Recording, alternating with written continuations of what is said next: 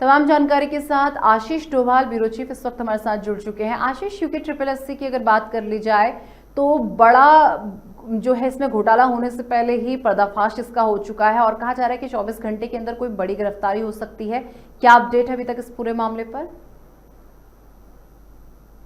कल जो है हाकम सिंह रावत और उसके एक सहयोगी पंकज गौड़, उसे आरोपी कहीं ना कहीं अरेस्ट किया है एसटीएफ। और जो उत्तराखंड पुलिस की टीम थी उसने जो टेक्निकल सर्विलांस के माध्यम से दोनों को गिरफ्तार किया है। और इसके साथ साथ अब कई जो हाकम सिंह के सहयोगी हैं या दोस्त हैं या उनको जो राजनीतिक संरक्षण जो देने वाले हैं, इनमें एक जो नाम है वो यमुना घाटी के जो नगर पालिका अध्यक्ष है बड़कोट के, उनका बताया जा रहा है। और पुलिस ने आज वहाँ नगर पालिका बड़कोट में दबिश भी दी है और वो फरार चल रहे हैं।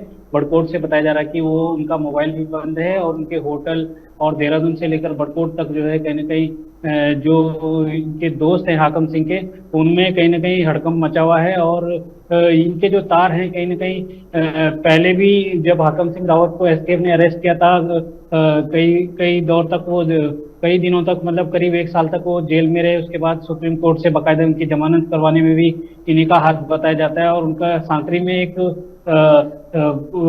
वन वन भूमि पे बड़ा गेस्ट हाउस था हाकम सिंह रावत का। जब सरकार की टीम वहां एक्शन करने पहुंचती है तो यही नगर पालिका अध्यक्ष कहीं ना कहीं वहां पर विरोध करते हैं। और अब कहीं ना कहीं उनके ऊपर भी पुलिस की पैनी नजर है। अब देखना होगा कि कब तक पुलिस उन्हें अरेस्ट करती है या क्या उन पर आरोप लगाए जाते हैं, वो सामने अभी नहीं आए हैं। लेकिन कहीं ना कहीं हाकम सिंह की दोबारा से एक बार नकल माफिया के तौर पर गिरफ्तारी होने के बाद उसके जो तमाम गुर्गे हैं, साथी हैं, उन पे भी कहीं ना कहीं उनमें हड़कंप मचा हुआ है। और आज स्नातक स्तरीय परीक्षा जो है देहरादून सहित देहरादून में आयोजित हो रही है, जिसमें 40,000 से ज्यादा जो छात्र हैं, वो अभ्यर्थी हैं, वो भाग ले रहे हैं। कहीं ना कहीं उस इस परीक्षा से मतलब एक रात पहले ही कल जो है हाकम सिंह और उसके एक मास्टरमाइंड हाकम सिंह के साथ साथ एक पंकज गौड़ हैं, उनको अरेस्ट किया गया है। और नकल माफिया के खिलाफ जो सरकार की जो नीति है, जो नियम है, उसका कहीं ना कहीं असर देखने को मिल रहा है। और अब ये कार्रवाइयां आगे भी कहीं ना कहीं अब जारी रहेंगी। बिल्कुल। पुलिस देखते हैं आशीष, कि एक बार और ये किन किन बताइए, ये लोगों को हाकम अरेस्ट सिंह करते है हैं। कौन और जो इसके गुर्गे हैं ये कौन है जो छात्रों के भविष्य पर पलीता लगाते हुए नजर आ रहे हैं? बिल्कुल प्रिया, सॉरी निशा, हाकम सिंह भाजपा के ही पूर्व जिला पंचायत सदस्य रहे हैं। और उत्तरकाशी में पहले वो ग्राम प्रधान रहे हैं और उसके बाद जिला पंचायत सदस्य रहे हैं। उसी दौरान उन्होंने कई जो है अधिकारियों से लेकर सिस्टम में इतनी साठ गांठ उन्होंने बैठाई कि पिछले जो SSSC जो घोटाला सामने आया था, उसमें कहीं ना कहीं मुख्य मास्टरमाइंड के तौर पर हाकम सिंह का नाम आया था। उन्हें अरेस्ट किया गया था, लेकिन बाद में जो उसके साथ साथ कई लोगों को अरेस्ट किया गया था। करीब 57 लोगों की अरेस्टिंग 2022 में हुई थी। और तब से 1 साल पहले इनको जो है सुप्रीम कोर्ट से बाकायदा जमानत करवाकर उन्हें फिर से जो है वो बाहर घूम रहे थे। और फिर से उन्होंने कई अभ्यर्थियों को लालच दिया कि 12 से 15 लाख रुपए देकर जो आज परीक्षा हो रही है स्नातक स्तरीय परीक्षा, उसमें पास कराने का उन्होंने झांसा दिया था। और उनकी योजना ये थी, जिस हिसाब से पुलिस ने बताया, कि अगर कोई अभ्यर्थी पास हो जाता है तो उसके पैसे रख लिए जाते हैं, लेकिन अगर पास नहीं होता तो उसे आगे की परीक्षा के नाम पर उसके पैसे कहीं ना कहीं वापस नहीं लौटाते। ऐसा गिरोह कहीं ना ठीक है कहीं ये आशीष, आप हमारे साथ काम कर रहा लगातार था। बने रहिए, आगे भी आपसे यूं ही अपडेट लेते रहेंगे। तो शारदीय नवरात्र और रामलीला आयोजनों को देखते हुए देहरादून पुलिस पूरी तरह से मुस्तैद हो गई है। शहर भर में होने वाली रामलीलाओं में सुरक्षा के पुख्ता इंतजाम किए जा रहे हैं। इसके लिए खास प्लान तैयार किया गया है। एसएसपी के निर्देशन पर रामलीला स्थलों पर अतिरिक्त पुलिस बल की तैनाती की जा रही है। ट्रैफिक को सुचारू रखने के लिए रूट डायवर्जन और पार्किंग व्यवस्था लागू कर दी गई है। आयोजकों को सीसीटीवी कैमरे, वॉलंटियर्स और पर्याप्त रोशनी की व्यवस्था करने के निर्देश दिए गए हैं। खुफिया विभाग को भी अलर्ट पर रखा गया है। पुलिस प्रशासन का कहना है कि श्रद्धालुओं की सुरक्षा उनकी सर्वोच्च प्राथमिकता है। नवरात्र और रामलीला में सुरक्षा के पक्के इंतजाम किए गए हैं। तो नवरात्र और रामलीला पर सुरक्षा चाक चौबंद की गई है। पुलिस की चौकसी बढ़ा दी गई है। ट्रैफिक और पार्किंग का खास प्लान बनाया गया है। श्रद्धालुओं की सुरक्षा को प्राथमिकता दी गई है। सीसीटीवी और वॉलंटियर्स की तैनाती की गई है।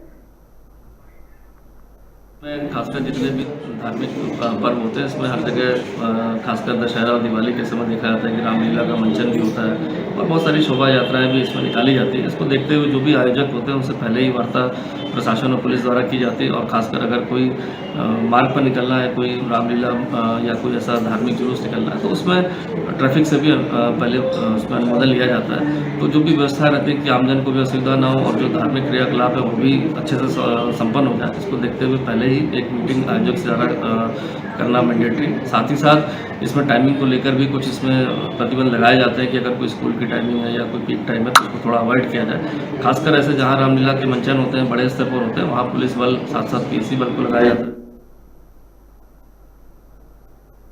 तो देखिए, नवरात्र और रामलीला को लेकर सुरक्षा के पुख्ता इंतजाम किए गए हैं और तमाम जानकारी के साथ आशीष डोभाल, ब्यूरो चीफ, इस वक्त हमारे साथ जुड़ चुके हैं। आशीष, देखिए, नवरात्र और रामलीला को लेकर अगर बात कर ली जाए तो सुरक्षा के पुख्ता इंतजाम किए गए हैं। कैसी तैयारियां इस वक्त चल रही हैं, क्योंकि नवरात्र भी कल से शुरू हो रहे हैं?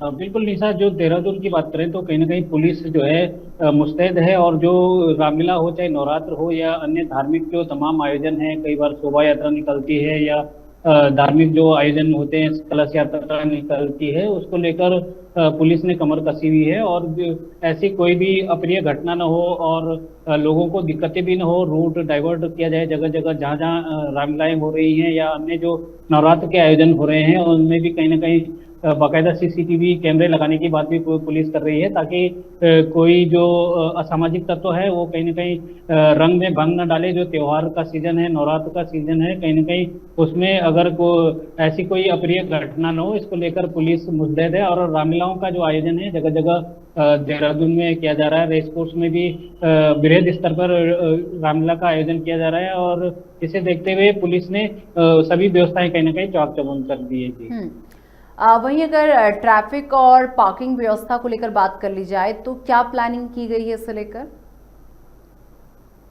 बिल्कुल, ट्रैफिक का प्लान बाकायदा रूट जो है वो डाइवर्ट किए जाते हैं, जहाँ जहाँ आयोजन है वहाँ से जीरो जोन पुलिस कर देती है और रूट डाइवर्ट करके दूसरे रास्तों से लोगों को भेजा जाता है। इसकी सूचना पूर्व में ही दी जाती है और अगर कोई शोभा यात्रा या झांकी निकालते हैं तो उसके लिए पुलिस से बाकायदा परमिशन लेनी पड़ती है। उसे देखते हुए भी कहीं ना कहीं पुलिस बल, जो कर्मचारी हों चाहे अधिकारी हों, पुलिस के चप्पे चप्पे पे तैनात कर दिए जाते हैं ताकि जो आम जनता है उन्हें कम से कम दिक्कतों का सामना करना पड़े और ट्रैफिक में जूझना न पड़े। आपका हमारे साथ जुड़ने के लिए और तमाम जानकारी साझा करने के लिए। उत्तराखंड में जिलाधिकारी सवीन बंसल ने 12 किलोमीटर पैदल ट्रैकिंग कर आपदा प्रभावित गांव फुलेट और चमरौली का दौरा किया है। यहां करीब 1,500 की आबादी वाले इन गांवों में सितंबर महीने का राशन नहीं पहुंचा था और डीएम ने आश्वासन दिया है कि मुख्यालय लौटते ही आपूर्ति की व्यवस्था की जाएगी। उनके निर्देशन पर अतिरिक्त नगर मजिस्ट्रेट अपूर्वा सिंह ने हेलीकॉप्टर से खाद्य सामग्री भेजने की कार्रवाई शुरू की है। वहीं विशेष तहसीलदार चमन सिंह गांव में डिलीवरी और वितरण की देखरेख कर रहे हैं। राहत कार्य युद्ध स्तर पर चल रहा है ताकि प्रभावित लोगों को तुरंत सहायता मिल सके। तो डीएम पैदल राहत पहुंचाने के लिए पहुंचे हैं। आपको बता दें कि कई किलोमीटर्स तक वो पैदल पहुंचे हैं और आपदा प्रभावित गांव तक पहुंचे डीएम 12 किलोमीटर पैदल चलकर लोगों की व्यथा को सुना है। हेलीकॉप्टर से खाद्य आपूर्ति की जा रही है। जमीनी स्तर पर राहत कार्य बचाव इस वक्त चल रहा है। देहरादून के डोईवाला फ्लाईओवर पर चलती हुई एम्बुलेंस में अचानक से आग लग गई। एम्बुलेंस मरीज को लेकर पौड़ी श्रीनगर बेस अस्पताल से देहरादून की तरफ जा रही थी।